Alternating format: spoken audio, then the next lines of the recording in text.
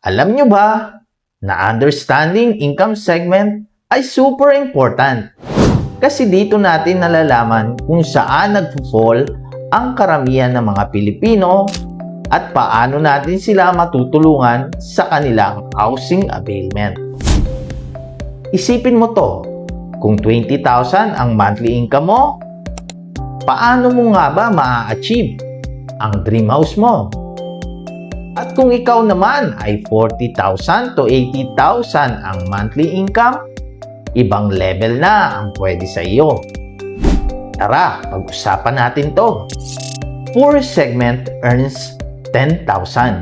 Ito ang pinaka-vulnerable, usually struggling for basic needs. Lower middle class earns 20,000. Ito yung mga nag-uumpisa pa lamang at kadalasan nagre-rent.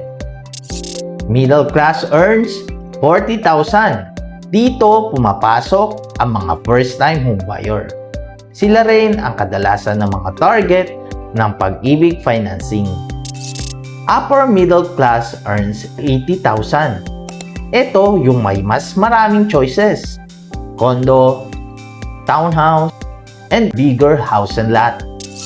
And beyond that, we have rich, mega rich, at yung ultra rich. Pero honestly, maliit lang ang percentage ng population na nandito. Kung titingnan talaga natin, ang sweet spot para sa mga affordable housing project ay between 20 to 40,000 monthly earners. Kasi sila ang may mas mataas na percentage, less ang kanilang basic needs at expenses. At sila rin ang target ng Pag-ibig program.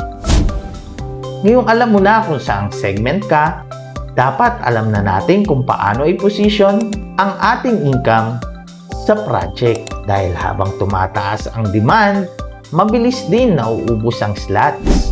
Kung hindi ka proactive, baka maunahan ka.